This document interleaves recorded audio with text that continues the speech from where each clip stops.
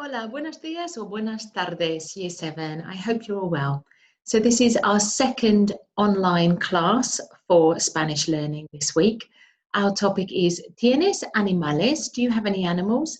So please write that as a title, subrayar con una regla, underline it with a ruler, and please also write the date in Spanish and underline that with a ruler as well.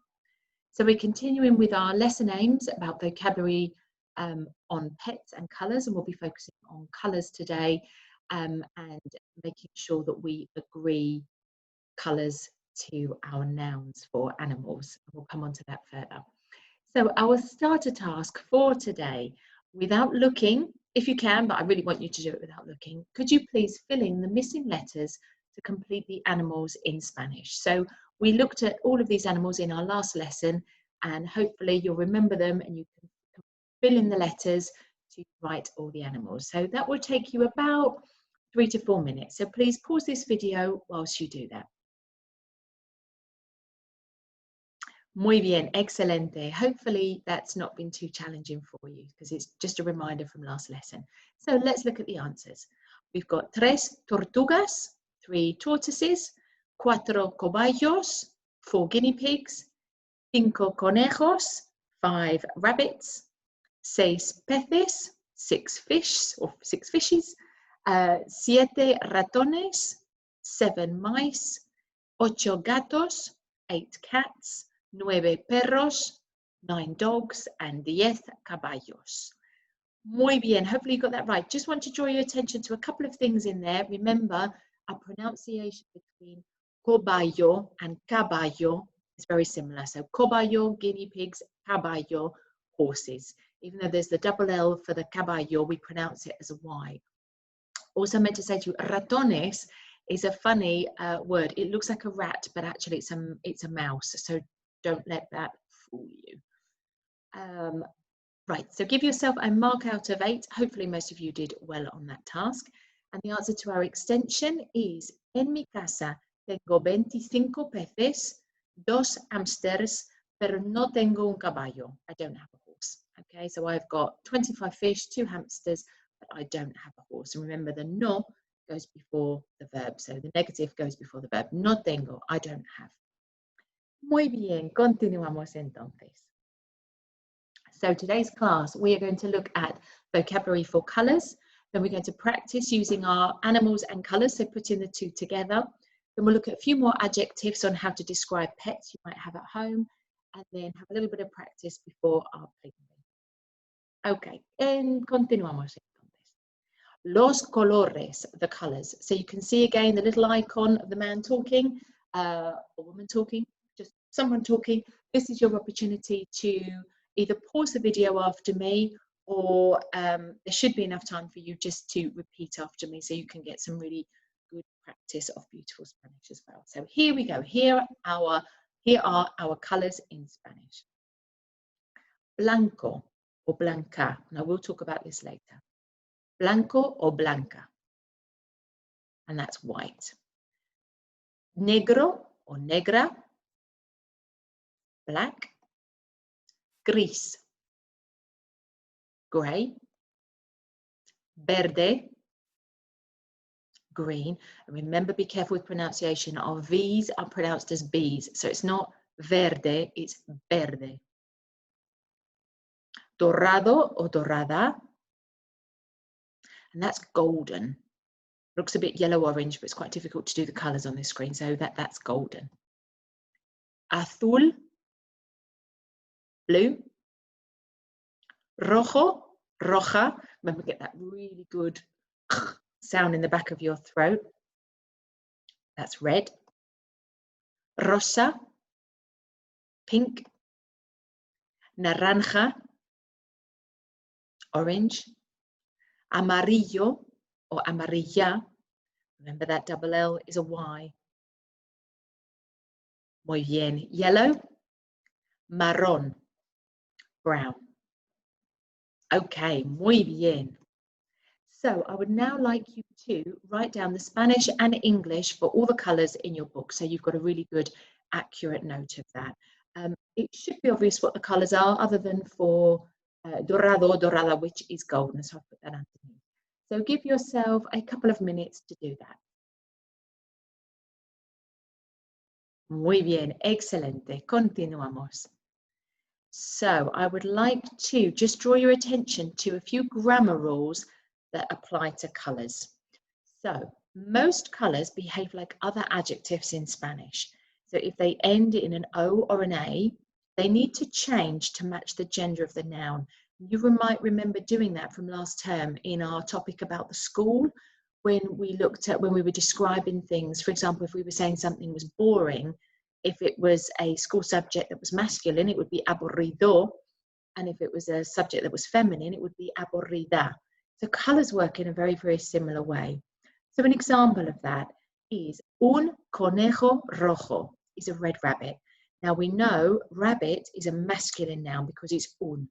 So the rojo ends in the A. The rojo ends in the O, a red rabbit.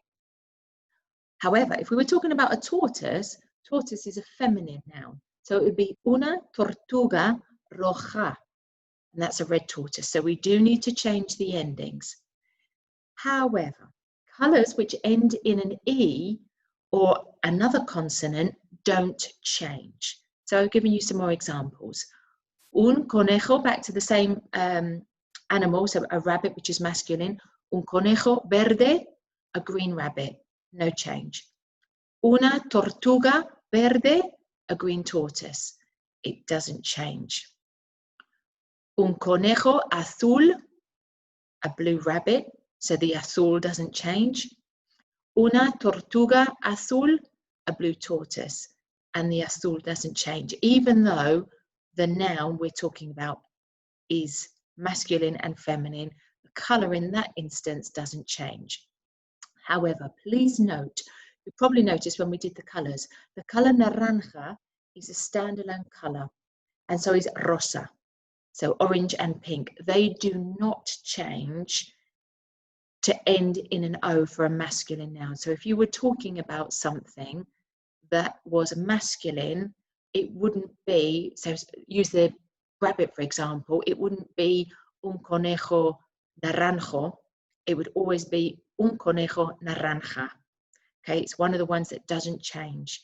And the same for rosa, it would be un conejo rosa or una tortuga rosa.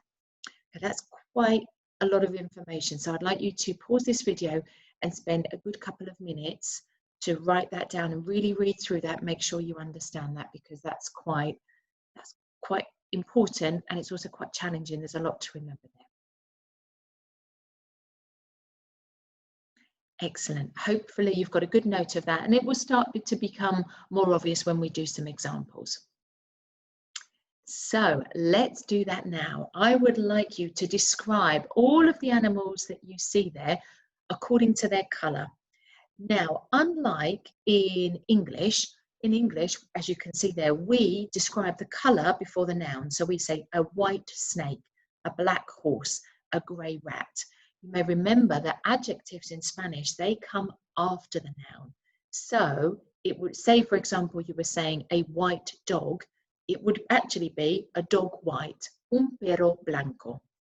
So remember that rule, the colour is always going to be after the noun. It's the opposite. It's the opposite to English. Okay, so please pause this video whilst you translate all of those into Spanish and write them in your books. Excelente, muy bien. That's probably taken you about 4 or 5 minutes. So let's go through the answers. So hopefully you have una serpiente blanca. Now remember, it's blanca because it's una. It's a feminine. Una serpiente blanca. So the feminine snake matches the colour. We've changed it from blanco to blanca. Then we have un caballo negro, a black horse. Un ratón gris, grey mouse. Un pez dorado, a golden fish, or goldfish. Un pájaro azul, a bluebird. Un conejo rosa. So remember, this is one you might be tempted to think it's un conejo rosso, but that would be wrong. So this rosa, if you remember, is the one that doesn't change, un conejo rosa. And then we have un gato naranja, same with naranja, it doesn't change. An orange cat. Un periquito verde, a green bird, a green budgie. And finally, un cobayo marrón. Sorry, I've just seen an error. There's 3 R's there and there should only be 2. I obviously got a little bit carried away. Okay, so give yourself a mark out of 9 for that one. Muy bien, continuamos. So now we are going to look at a couple of other adjectives to describe pets. So we have 4 new adjectives here. We have grande, repite tu turno, and that means big.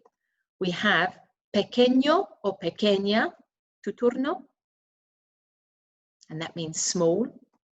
We have feo or fea, which means ugly.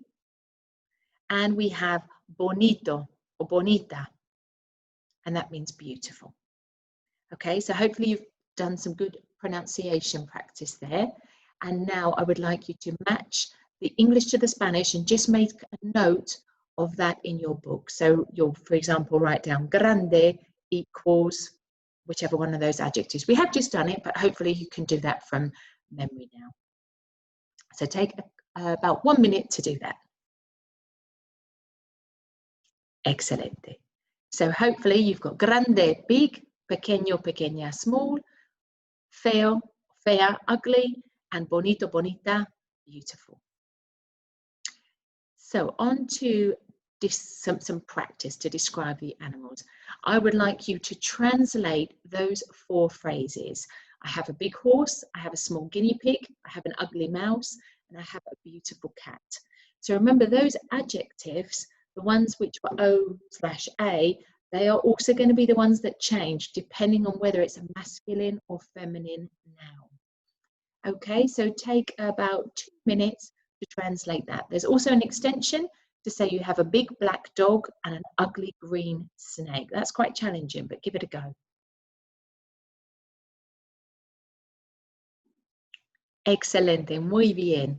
Let's see how you got on with that. So, I have a big horse. Tengo un caballo grande. I have a small guinea pig. Tengo un caballo pequeño.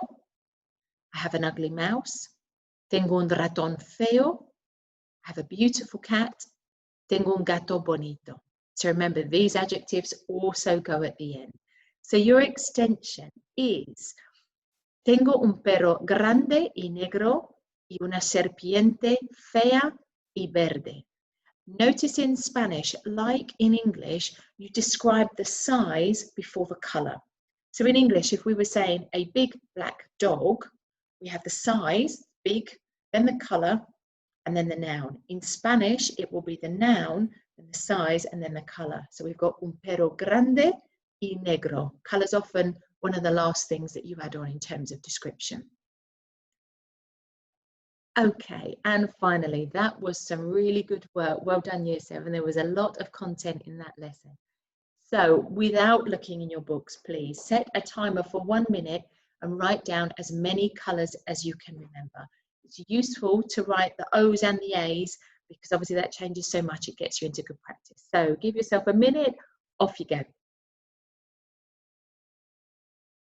Muy bien. Hopefully you got most of them. If you only got a couple, take a few minutes to look back at your books and read through the colors that you might not have written down. And finally, please write down what you have learned in your lesson today. Okay, so that brings us to the end. Muy bien, buen trabajo, good work. Y hasta luego. Adiós.